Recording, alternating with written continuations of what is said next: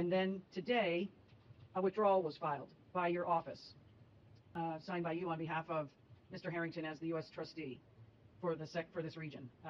So I'm a little confused as to where things stand and why the U.S. trustee's office felt it even needed an order approving the appointment, because the documents say under 1104D, but 1104D doesn't come into effect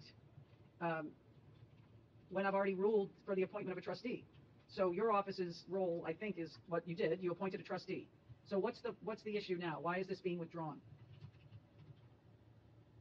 Thank you, Your Honor. The process is implemented through Rule 2007.1, yep, subsection C. No, but that subsection doesn't come into effect unless there's a problem.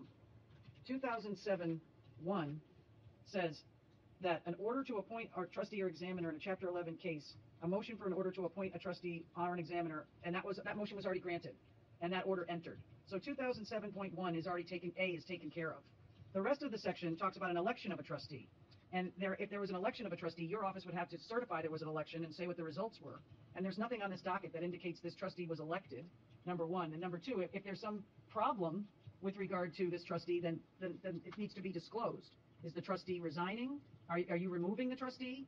Has the trustee passed away? I mean, those are the three grounds under which there would be a need for a court order. So, and this trustee is still the trustee until this trustee is not. So what is the status?